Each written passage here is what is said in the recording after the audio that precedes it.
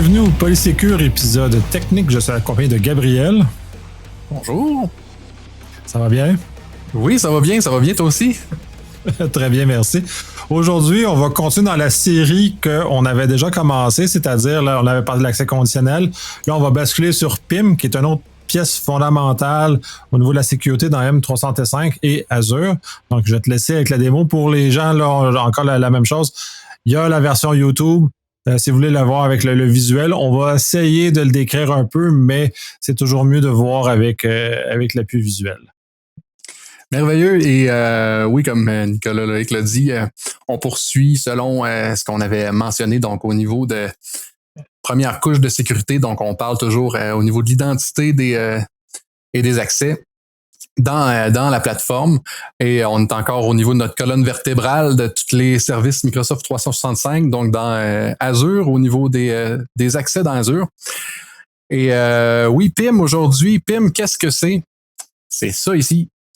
le petit icône mauve avec la clé qui s'appelle Azure AD Privileged Identity Management. Qu'est-ce que ça mange en hiver? Concrètement, Azure AD Privileged Identity Management, c'est une solution qui est bien simple, mais qui permet quand même plusieurs options de personnalisation pour faire du Just-in-Time Access. Quand on parle de Just-in-Time Access, qu'est-ce que c'est? C'est simplement un service qui va permettre d'activer des permissions, des accès dans l'environnement seulement qu'au moment où on a besoin de les utiliser. Donc, pour donner un exemple concret, quelqu'un qui a besoin de faire certaines opérations d'administration dans l'environnement et pas d'une façon quotidienne, par exemple, dans le contexte de son travail. Si, par exemple, il a besoin d'aller faire un contrôle X dans l'environnement avec certains accès d'administration une fois par semaine, ben à ce moment-là, on peut utiliser ce type de solution-là pour lui octroyer les droits dont il a besoin pour qu'il puisse seulement aller activer ces permissions-là au moment où il va devoir le faire afin que son compte n'ait pas en permanence ces accès-là et que ça vienne, dans le fond, mitiger le risque de faire des mauvaises opérations avec ces droits-là. S'ils sont désactivés, ben tu peux pas te tromper en modifiant une configuration avec des accès élevés par erreur. Et aussi pour diminuer le risque si jamais il y a une compromission de l'identité. Étant donné qu'on peut aller ajouter certains contrôles sur l'activation, comme qu'on va le voir aujourd'hui. Donc, Privileged Identity Management, comme Nicolas l'a mentionné, on va souvent appeler ça PIM, Azure PIM, pour faire ça court. Et vous pouvez voir ici l'interface de la solution. C'est pas sorcier. Le plus complexe là-dedans, probablement que ça va être d'aller déterminer dans le contexte de votre organisation qu'est-ce qui a le plus de sens, étant donné qu'il y a certains aspects de personnalisation, comme je l'ai mentionné, qui peuvent se faire. Ça va permettre d'aller gérer autant les rôles dans Azure AD que des droits au niveau des ressources dans Azure. Donc, on parle de droits, par exemple, owner ou contributor ou peu importe, au niveau de certaines ressources comme des machines virtuelles dans Azure, on va pouvoir aller les gérer de cette façon-là aussi. Donc, quand on est un utilisateur qui doit aller activer ses accès, on va passer par la section Tasks ici où on peut aller voir quels sont mes rôles, quelles sont les requêtes effectuées, etc. Mais dans le contexte où on souhaite mettre en place et configurer la solution, on va passer plutôt par la section Manage ici à gauche. Donc, pour les besoins de la cause aujourd'hui, ce que je vous propose, moi, c'est qu'on commence en allant se créer, par exemple, un nouvel utilisateur qui va avoir à faire seulement certaines activités, par exemple, d'administration des utilisateurs dans l'environnement, par exemple. Donc là, je suis connecté dans mon environnement de démonstration avec un compte qui est administrateur général. Et inquiétez-vous pas, c'est pas des vrais utilisateurs, c'est un environnement de démo. Donc, essayez pas de faire quoi que ce soit avec ça. Et je vais aller me créer un nouvel utilisateur. Qu'on pourrait appeler, par exemple, cette adresse IP ici. Mettons, Jason, j'ai pas pensé à de nom en Jason Tremblay. T'in.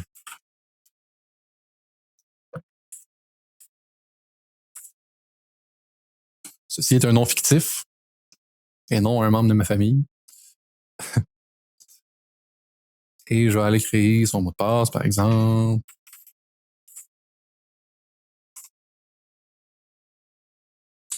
Et je vais seulement lui laisser les rôles comme cas en ce moment.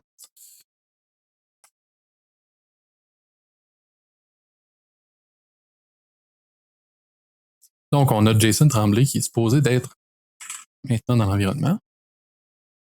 Et voilà. Et M. Tremblay,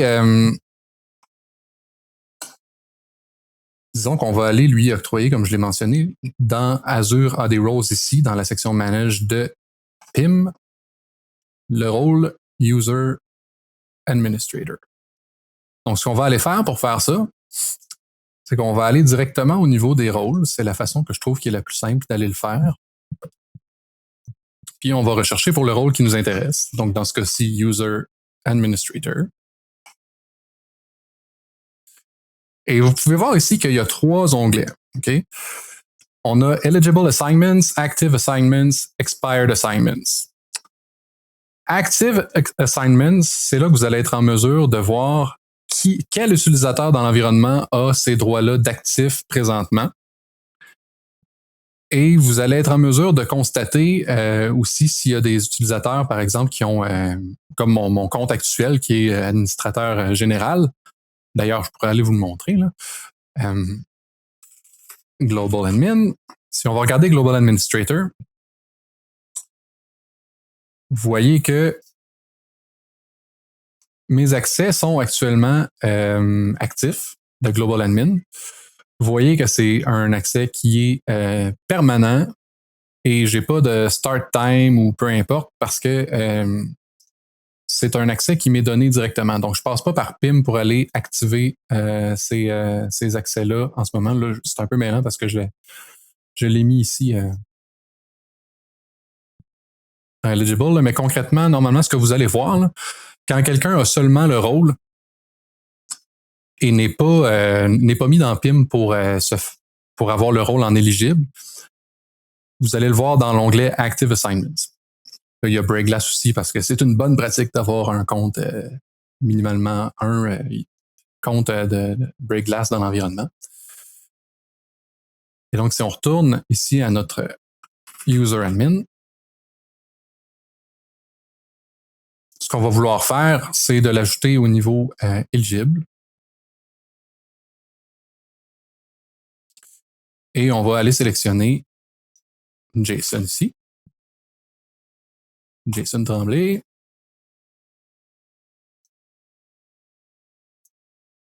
Et on va simplement faire un next là-dessus, puis ça va nous demander certaines précisions ici. Donc, comme je l'ai mentionné, le type d'assignment qu'on peut faire pour l'utilisateur, c'est soit en éligible ou en actif. Si je le mettais actif, comme je l'ai mentionné, ça ferait simplement faire en sorte que dès que cet utilisateur-là se connecte à l'environnement, il va toujours avoir User Administrator d'actif. Il n'y aura pas besoin d'aller l'activer. Donc, c'est pas ça qu'on veut ici. On veut lui mettre en éligible afin qu'il puisse l'activer, mais que ce ne soit pas toujours activé quand il se connecte à l'environnement. Et ici, on a l'option de faire en sorte que cet accès-là ou ce rôle-là ne soit pas activable ad vitam aeternam.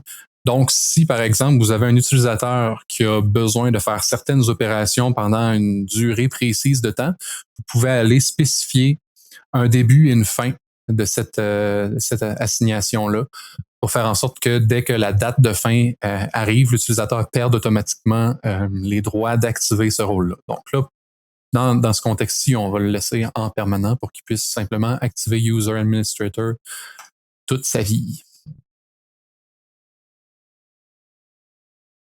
Et vous voyez tout de suite que Jason Tremblay est là. Maintenant, si je m'ouvre une fenêtre incognito, par exemple,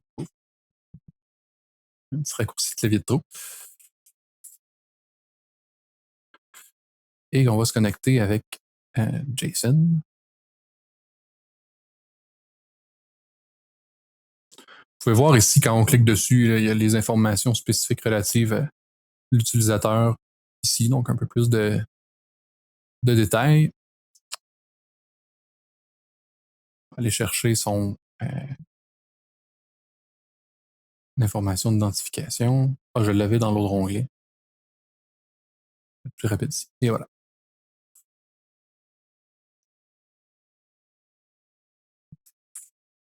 Donc là, ce que je fais, c'est que je me connecte avec l'identité de JSON dans une fenêtre incognito pour pas qu'il y ait de... Oups. De confusion là, entre mes sessions. Puis ça va me demander plus d'informations parce que j'ai demandé le MFA dans mon environnement de démonstration. On va juste mettre ça en place rapidement avec Microsoft Authenticator.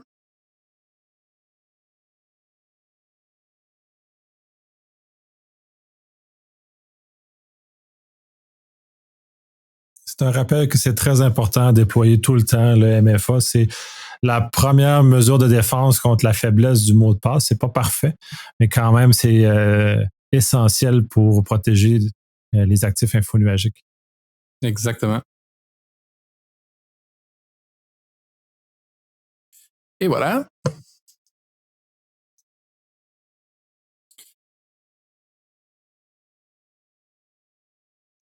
Étant donné que c'est un nouvel utilisateur, on change le mot de passe. Il y a vraiment beaucoup de bonnes mesures de sécurité dans ce tenant de démo-là. Merci. Ouais, j'ai essayé de faire... j'ai monté ce tenant-là hier, puis j'ai essayé de mettre rapidement là, un peu le baseline qu'on recommande habituellement au niveau de KPMG pour les tenants de nos clients, pour que ça ait une expérience un peu similaire à ce que les gens vont avoir habituellement. Donc là, c'est ça. On est dans le compte de Jason Tremblay. Et Jason, en ce moment, il ne pourra pas aller, par exemple, créer d'utilisateurs. Donc, si je monte dans Azure Active Directory, c'est ce que ça fait, là, un User Administrator. Ça a les capacités d'aller créer des utilisateurs dans l'environnement, etc. Donc là, Jason, on va essayer de créer un utilisateur. J'ai pas aucune option. Ça fonctionne pas. Maintenant, je peux juste taper PIM ici en haut. Ça va me permettre de trouver le service directement. Et maintenant, étant donné que je ne suis pas en train de configurer le service, mais que je suis plutôt en train de le consommer, je m'en vais dans la section Task ici, à gauche, dans My Roles. Et dans My Roles, je vais être en mesure de voir tous les rôles que je peux activer. Donc, évidemment, dans la section éligible, vous voyez User Administrator. Et juste pour faire un peu ce que je disais tout à l'heure, là, si on va dans Active ici, il n'y a rien. Donc, il n'y a aucun accès qui sont actifs en ce moment pour Jason Tremblay. Il peut sensiblement rien faire dans l'environnement, étant donné qu'il n'y a pas de rôle. Maintenant, je peux aller activer User Administrator. Et là, vous voyez par défaut, puis ça encore là, on peut modifier tout ça au niveau du paramétrage de chacun des rôles. Mais par défaut, tous les rôles sont configurés de cette façon-là. C'est-à-dire que on peut aller personnaliser le moment où on souhaite que l'activation se fasse et on peut aller activer le rôle jusqu'à une durée de 8 heures. Donc, dans 8 heures, si j'active maintenant le rôle User Administrator, le rôle va se désactiver. Donc, pour les besoins de la cause, là, aujourd'hui, je vais le mettre en 2 heures. Ça ne devrait pas durer plus que 2 heures, ce podcast-là. Puis, on met par défaut une justification. Donc, test de création d'utilisateur, par exemple. Je vais activer. Et là, ici, je vais témoigner du processus incroyable d'activation de rôle.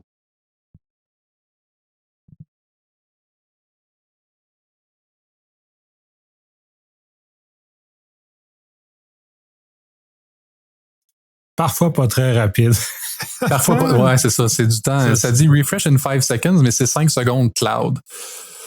Ouais, c'est ça. C'est comme les secondes de copie de fichier de Microsoft. Là, c'était jamais prévisible, mais ça a toujours un certain délai avant d'appliquer. Là. C'est tout dépendant, j'imagine, de la charge en back-end qu'il fait, mais de mon expérience, c'est jamais. C'est une boîte à surprise. Exactement. Donc maintenant, les accès devraient être actifs. Je dis devrait parce que ça m'est arrivé dans le passé d'avoir à me déconnecter puis me reconnecter pour que ça fonctionne. Le refresh n'avait pas fonctionné. Donc, c'est des choses qui peuvent arriver parfois. Là. Soyez pas trop confus des fois dans je dirais les mystères du cloud. Plutôt souvent que rarement, là, dans mon expérience. Certains rôles sont plus rapides d'activation, mais quand on va jouer avec des rôles comme Global Admin, par exemple, pour une raison obscure, il peut être très long avant de s'activer pour de vrai si on ne redémarre pas le navigateur ou on ne se rebranche pas au complet. Là. Donc, en effet. Comme un manque de rafraîchissement du cookie qui permet ça. Mais, exact. Une fois qu'on le sait, on fait avec.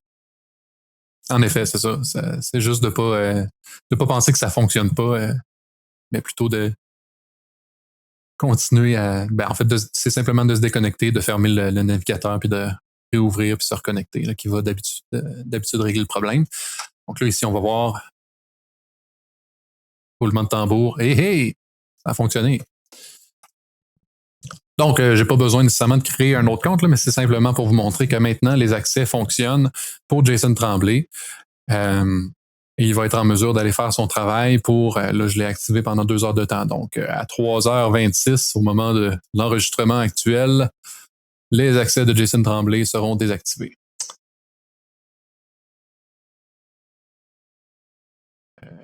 Si je retourne ici. OK. Donc, voilà. Si on retourne dans PIM, je suis de retour dans mon compte Global Admin. Je vais vous montrer juste la dernière étape de ce qu'on a dit tantôt. Là, au niveau de l'onglet actif, vous allez le voir maintenant. Là. Vous voyez que Jason Tremblay était seulement éligible ici. Puis maintenant qu'il a activé ses accès, on le voit dans actif. Puis on voit que là, il y a un end time qui va se terminer à 3h24, tandis qu'au niveau éligible, end time permanent. Donc, vous voyez, vous êtes en mesure de voir dans chaque onglet là, à quel moment ça a commencé puis à quel moment ça va se terminer. Donc, étant donné que j'ai mis 2 heures pour ce qui est du rôle actif, ça se termine, comme on l'a dit, à 3h24. Puis au niveau éligible, c'est permanent, étant donné qu'il va pouvoir l'activer, comme on l'a mis permanent, n'importe quand. Maintenant, j'ai mentionné qu'il y avait de la personnalisation qu'on peut faire. Donc, si on reprend, par exemple, ce rôle-là de User Administrator, il y a les assignations ici qu'on peut faire, mais il y a aussi moyen d'aller dans Settings ici. Il y a le bouton Settings qui nous permet d'aller modifier le comportement par rapport à l'activation du rôle. Donc, le premier ici, ça fait en sorte qu'on a toutes sortes de questions à se poser pour les différents rôles qu'on utilise. Ça peut devenir un petit peu fastidieux là, dans le sens que quand on regarde les rôles dans Azure AD, excusez-moi, quand on regarde les rôles dans Azure AD, il y en a quand même une bonne poignée. Mais j'ose croire que vous n'utilisez pas tous ces rôles-là dans le contexte de votre organisation. Si oui, faites-moi signe parce que j'ai jamais vu ça de ma vie. Mais pour reprendre User Administrator, donc on se pose les questions, combien de temps est-ce que je souhaite que ce rôle-là puisse être activable? Donc, Activation Maximum Duration, ici, comme on l'a vu tantôt, ça vous permet de l'activer pour une durée de 8 heures maximale. On pourrait diminuer ça puis dire, moi, mes utilisateurs, je souhaite qu'ils puissent activer User Administrator seulement pour une période d'1 heure, par exemple. C'est pour des rôles qui sont plus spécifiques dans votre environnement puis que vous savez qu'il y a pas personne qui fait ça de sa journée, ça peut être une option pour diminuer l'exposition de ces accès. Par expérience, c'est Global Admin qu'on va mettre sous ce chapeau réduit-là de capacité, puisque c'est le rôle le plus dangereux, le plus puissant, mais en même temps le moins utilisé, ou on devrait le moins utiliser possible, puisque normalement, il y a des rôles plus petits qui permettent de faire les travaux quotidiens. Global Admin est utilisé que dans des cas plutôt rares, mais encore de plus en plus rares. Microsoft fait d'énormes efforts pour rendre l'usage de ce rôle-là le plus exceptionnel possible. Oui, en effet. En effet, et puis c'est ça, on veut toujours minimiser la quantité d'administrateurs généraux dans l'environnement, évidemment. C'est un bon point. Puis en effet, là, comme on l'a vu avec la liste, il y a tellement de rôles différents que c'est, règle générale, là, c'est souvent possible d'aller octroyer des rôles qui ont des accès moindres pour respecter le principe de least privilege plus facilement. Je sais pas si c'est la vérité, là, mais j'ai entendu dire que dans le tenant principal de Microsoft, il y avait une dizaine de Global Administrators, ce qui est quand même... si Microsoft est capable d'avoir pas trop de Global Administrators dans leur tenant, tout le monde devrait être capable de le faire, normalement. Oui, absolument. Puis j'ai entendu la même rumeur que toi, donc je pense qu'on a des sources équivalentes, mais oui, d'un point de vue mondial. Puis je pense que les 10 personnes sont réparties à travers le monde, justement, pour des Oui, cas. Des cas exceptionnels, ils ont quand même beaucoup d'employés, fait qu'ils respectent la règle je pense qu'il y a un pourcentage qui dit qu'on ne doit pas dépasser de global admin par rapport à notre population d'utilisateurs, donc ils respectent les règles de façon très, très sévère. Oui, exactement. Exactement. Donc ici, c'est ça. Pour en revenir à notre configuration du rôle, on a la durée de 8 heures. On a ici, on exige une justification. Donc, il va être possible pour notamment les administrateurs généraux, mais il y a d'autres rôles qui peuvent le faire, là, qui peuvent aller regarder quelles sont les justifications. Puis éventuellement, ça peut être utilisé aussi. Vous voyez ici, là, approvers, puis require approval to activate. Je pourrais aller faire en sorte que ce rôle-là nécessite une approbation pour être activé. Donc, mon Jason Tremblay, pour pouvoir aller activer ses accès User Administrator à ce moment-là, devrait attendre qu'il y ait une approbation pour que son rôle soit activé. Et à ce moment-là, évidemment, la personne qui va approuver va typiquement aller regarder quelle est la justification qui a été énoncée pour ça. Donc, ça peut être aussi une question que vous vous posez, là, à savoir, est-ce que j'ai des accès tellement sensibles qui sont pas nécessaires trop souvent, qui nécessiteraient des approbations? Si oui, qui est-ce que je souhaite mettre en approbation là-dessus? Ensuite de ça, Require Ticket Information and Activation, ça c'est assez simple. C'est simplement, il s'agit simplement d'aller ajouter une identité de ticket pour tout système de ticketing que vous avez à l'interne dans votre organisation. On Activation Require Azure MFA. Ça, c'est ça. C'est au moment où l'utilisateur active le rôle, ça va lui demander son authentification multifacteur. Par défaut, il est à oui, comme vous pouvez le voir ici. S'il y a des rôles que vous n'avez pas nécessairement besoin de ça, en fait, c'est jamais vraiment recommandé de mettre ça à non. Il n'y a pas vraiment de situation où de mon vécu, c'était nécessaire. Ensuite de ça, au niveau des assignations, les paramètres d'assignation, on a Allow Permanent Eligible Assignment. Donc, est-ce qu'on permet que l'assignation éligible puisse être permanente ou est-ce qu'on veut systématiquement que ce soit temporaire pour une certaine période de temps? Ça ici, il y en a qui pourraient dire, ça peut être utile dans le contexte où je veux toujours pouvoir réviser les accès de mes utilisateurs, par exemple. C'est déjà quelque chose que j'ai entendu, là, de quelqu'un qui dit, on va mettre tout ça temporaire puis le réassigner seulement qu'aux personnes qui ont besoin d'avoir ces accès-là. Premièrement, tu as un certain risque que les gens qui doivent faire les tâches associées à leur rôle soient pas en mesure de le faire s'il y a quelqu'un qui échappe la balle puis que les rôles ne soient pas assignés à nouveau. Donc, il y a ce risque-là qui est pas super. Et aussi, dans PIM, il y a une fonctionnalité de revue des accès qu'on va voir plus tard, qui est assez simple d'utilisation puis qui vous permet directement, à partir de PIM, d'aller faire la révision des accès des utilisateurs de façon assez conviviale. Donc, ce use case-là que je viens de mentionner n'est pas vraiment valide, selon moi. Donc, il y a moyen de configurer aussi l'expiration, d'aller définir un time frame dans le béton ici. Là. Allow Permanent Active Assignment.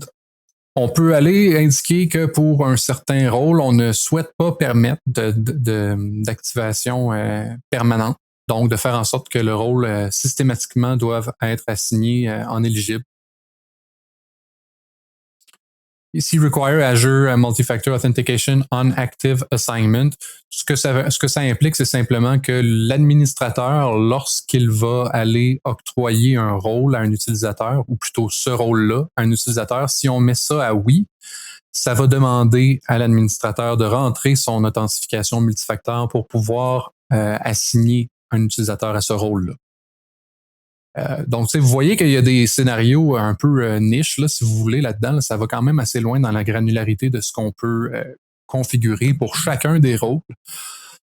Donc, typiquement, c'est assez rare qu'on va creuser jusqu'à ce genre de choses-là. Mais encore là, pour les administrateurs globaux, ça peut être intéressant. Require justification on active assignment, c'est un peu le même principe, c'est que ça va exiger de mettre une justification pour une assignation active à un utilisateur sur ce rôle-là. Ensuite de ça, il y a tout l'aspect des notifications, puis je vais rentrer dans l'édition des settings pour vous montrer. Donc ça, c'est tout identique là, à ce qu'on vient de voir, là, dans le sens que c'est là qu'on va pouvoir aller paramétrer le maximum d'heures pour l'activation. Est-ce qu'on a besoin du MFA? Puis en passant, pendant que j'y pense, là, au niveau du MFA, c'est bien spécifié ici Azure MFA parce que certaines organisations vont utiliser d'autres solutions d'authentification multifacteur. On peut penser par exemple au jeton RSA avec SecureID ou peu importe pour faire l'authentification dans Azure et dans les services Microsoft 365. Ça fonctionne bien en général, mais pour PIM en tant que tel, c'est spécifié que c'est Azure MFA. Et si vous avez seulement, par exemple, RSA pour votre MFA, ça va pas fonctionner là, pour faire l'activation d'un rôle utilisateur. Ce n'est pas supporté actuellement par Microsoft. Ça prend vraiment le MFA avec Azure.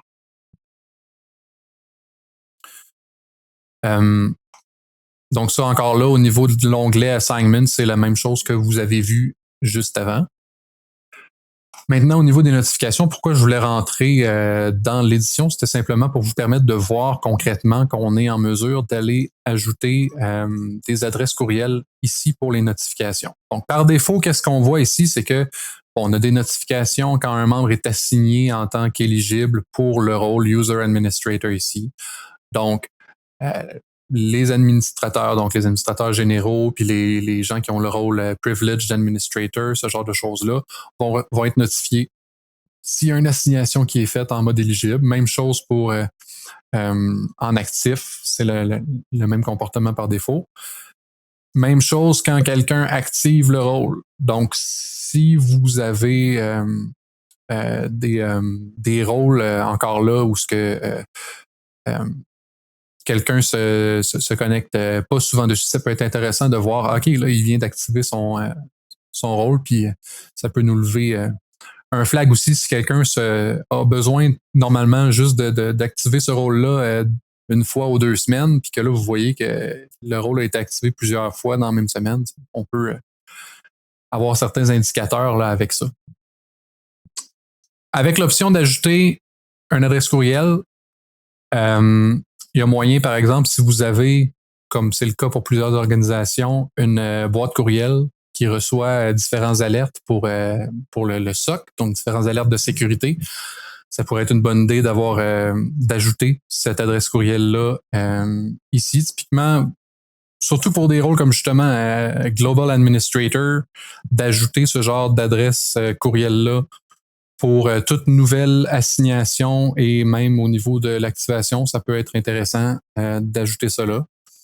Pour diminuer le bruit que ça fait, on peut aller ajouter Critical Emails Only ici. Donc ça, c'est au niveau des paramètres du rôle. Puis vous voyez ici qu'il y a Role Settings à gauche, là.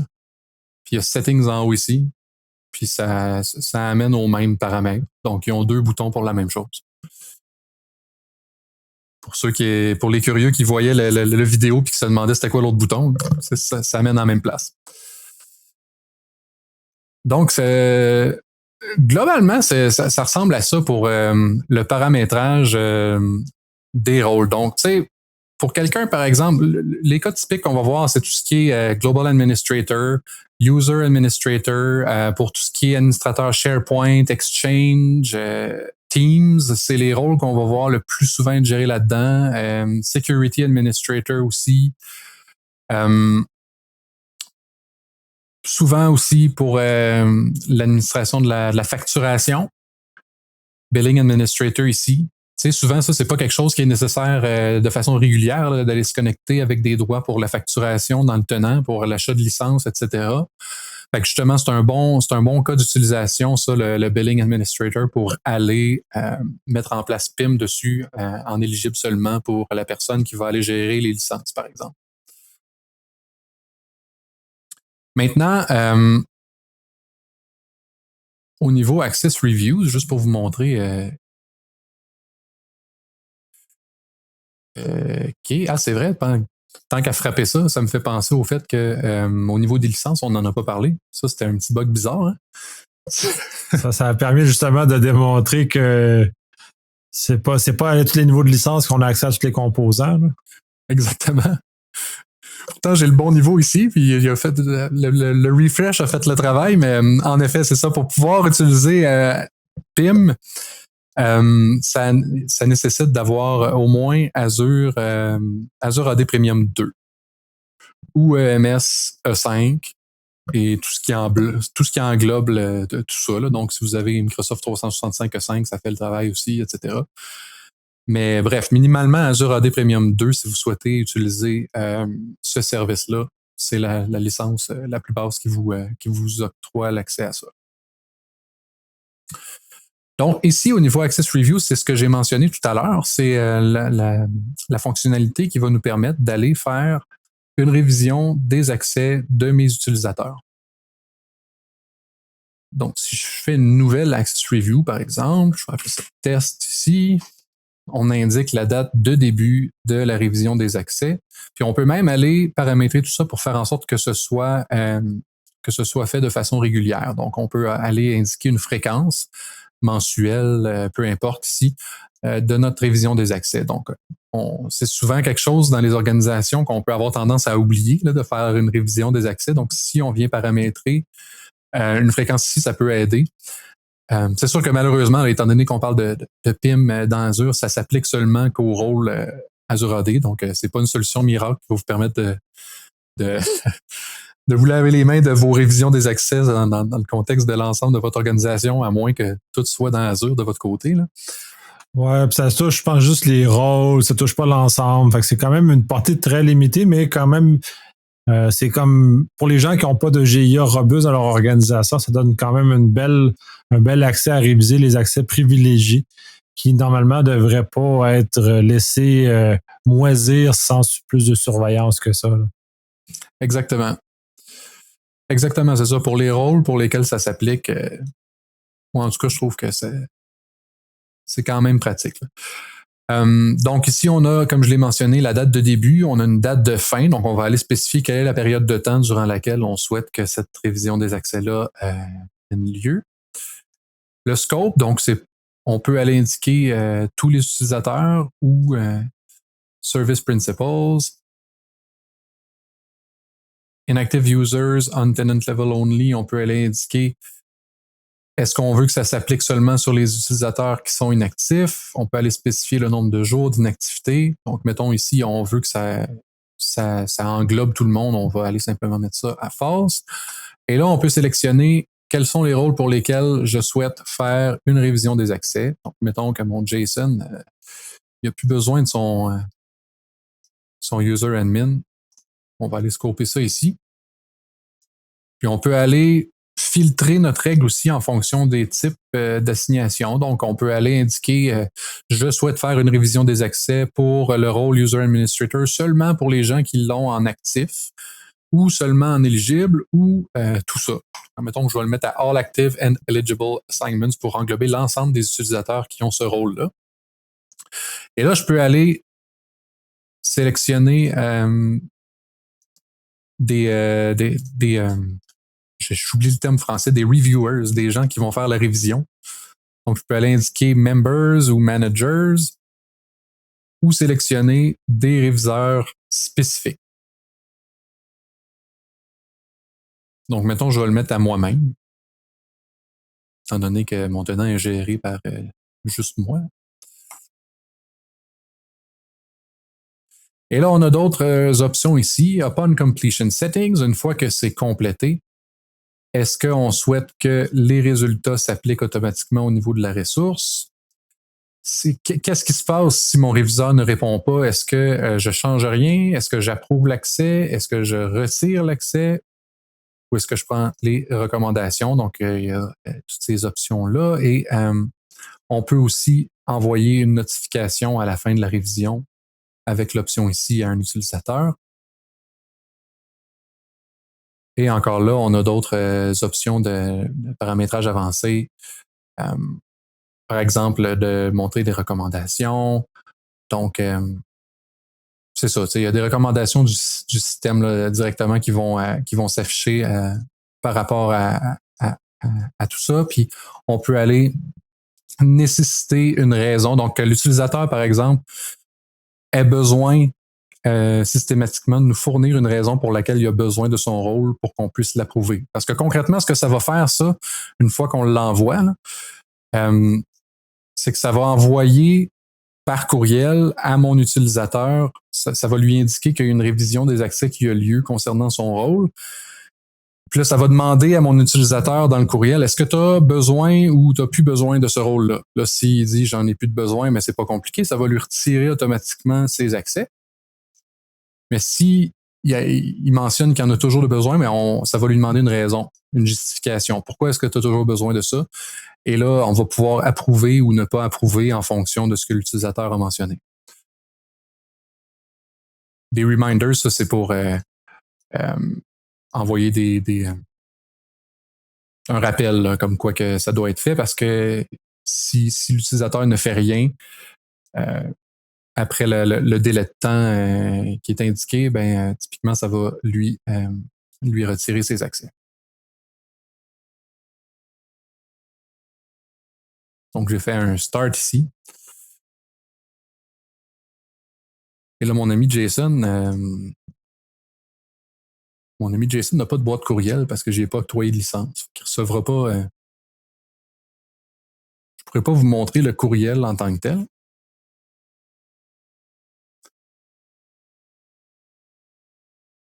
Mais bref, tout ça pour dire que c'est un outil assez simple d'utilisation pour vous permettre de faire les révisions des accès pour votre organisation. Donc, encore une fois, ici, les Access Review Settings, là, c'est un peu la même idée que les paramètres avancés quand on va aller activer une révision des accès. C'est les paramètres par défaut, dans le fond.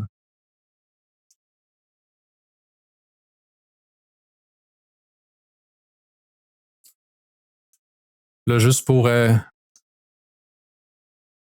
vous montrer le reste des éléments dans Manage, au niveau des assignations, on est capable de voir, là, étant donné que j'en ai juste un, il y a juste Jason Tremblay qui apparaît ici, là, mais ici, vous voyez User Administrator, Jason Tremblay au niveau de mes assignations. Ça vous permet d'avoir une vue d'ensemble de quels sont les rôles pour lesquels j'ai des assignations et qui est dedans, qu'est-ce qui est actif en ce moment dans mon environnement.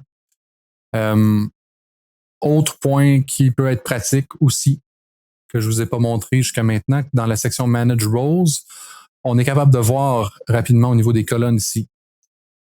On peut filtrer par colonne puis voir pour quel rôle est-ce que j'ai des gens qui sont en éligible, en actif. Donc, vous voyez ici, User Admin, j'ai Jason qui est actif, donc qui est à 1. Si ses accès étaient désactivés en ce moment, ce serait à 0 au niveau actif, puis 1 au niveau éligible.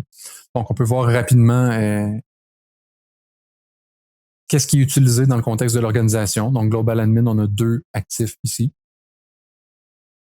Point à savoir aussi par rapport au Global Administrator, peut-être que je vais te l'apprendre, Nicolas, je ne sais pas si tu étais au courant, mais les courriels que les Global Administrators, habituellement, ils vont recevoir énormément de notifications et d'alertes dans leur boîte courriel. Pour te donner un exemple, s'il y a un voyage impossible puis qu'on a Azure Identity Protection d'activer, ben ton Global Administrator, habituellement, dans sa boîte courriel, va recevoir une alerte comme quoi il y a eu un alerte de voyage impossible dans l'environnement. Sauf que si ton Global Administrator est en éligible et que son rôle n'est pas actif, il ne va pas recevoir la notification. Il ne recevra pas le courriel. Celle-là, je la savais et je la trouve très frustrante d'ailleurs, ce petit glitch-là de fonctionnement. C'est-à-dire qu'il faut que... Puis il y a des délais de mémoire. Je pense qu'il te laisse 2-3 jours suivant une activation. Puis ensuite, il t'enlève des courriels. Mais il faudrait que essentiellement tu actives ton rôle quasiment tous les jours pour avoir accès à toutes les alertes par défaut. Et c'est difficile de les trouver, puis il y en a vraiment à beaucoup d'endroits différents configurer des alertes par défaut dans M365. Fait que c'est un mauvais, en tout cas. Puis il faut même aller signer une licence Exchange. Parce que bref, il y a comme un glitch, de mon point de vue, au niveau de Microsoft, sur cette façon d'opérer-là avec le Global Admin, que je mériterais peut-être un petit raffinement. Puis simplifierait probablement la vie de beaucoup de gens. Oui, exactement. Tu sais, des solutions que j'ai vues aussi, c'est pour recevoir au moins les alertes relatives à la sécurité. J'ai des gens qui vont se mettre en éligible sur Global Admin puis qui vont se mettre en actif permanent Security Reader. Security Reader aussi pour recevoir les notifications par courriel. C'est le genre de choses que j'ai vues, là. Mais en effet, là, c'est problématique souvent. Ça, puis le fait que aussi, au niveau des recommandations, habituellement, ce qu'on va recommander, c'est que le Global Administrator, il y a des gens pour lesquels ils mettent pas de boîte courriel à leur Global Administrator. Moi, ce que je recommande habituellement, c'est d'avoir une boîte courriel pour être en mesure de recevoir les notifications, mais étant donné que souvent c'est un compte à part, le Global Administrator, versus le compte utilisateur standard que la personne va utiliser pour ses activités du quotidien, de faire une redirection des courriels qui sont envoyés dans la boîte du Global Admin vers la boîte de l'utilisateur standard pour qu'il soit notifié instantanément là, si jamais il y a quelque chose d'urgent. Bref, on sort un peu du contexte de PIM, là, mais des petits enjeux comme ça par rapport au compte d'administrateur général. Ça pour dire que ici, au niveau des rôles, on est capable de voir facilement qu'est-ce qui est actif, qu'est-ce qui est éligible. Donc, c'était un petit peu ça l'idée.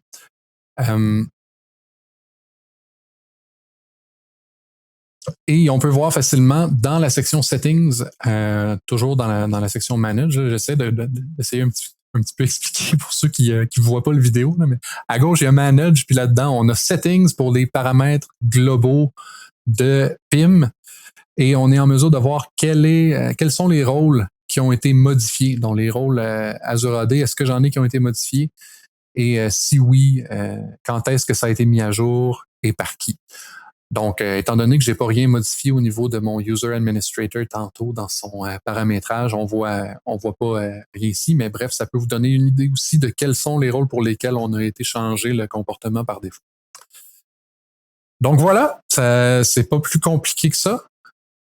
Solution très utile que je recommande pas mal systématiquement à travers les clients que je peux avoir, étant donné que c'est simple d'utilisation et que ça amène une autre belle couche de sécurité sur l'identité.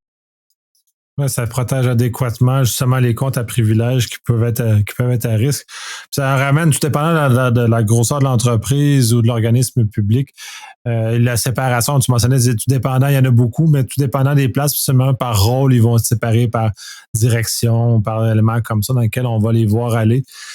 C'est important, puis justement, éviter de faire, ça évite des erreurs humaines aussi parce qu'il faut quand même faire une action positive pour activer son rôle. Donc, on peut pas genre se brancher par hasard puis que ça a été linké sur notre compte bureautique puis commencer à poser des gestes d'administration sans faire exprès parce que ça nous est tous arrivé un jour ou un autre d'être un peu distrait puis de brancher avec le mauvais compte puis de briser des choses ou des modifications. Donc, ça préserve de l'erreur humaine et ça préserve aussi contre les attaquants qu'une fois qu'ils rentrent, ben on va avoir un peu plus de difficultés, surtout s'il y a du MFA qui est demandé et ainsi de suite. Ça rend ça beaucoup plus difficile. Je te remercie, c'est un très beau tour d'horizon. J'espère que ça va avoir plu aussi aux gens. Moi, j'ai beaucoup aimé parce que ça m'a rappelé un peu qu'est-ce que c'était. Donc, on se dit à la prochaine justement pour un prochain segment de ce type-là. Super, hein, un gros merci.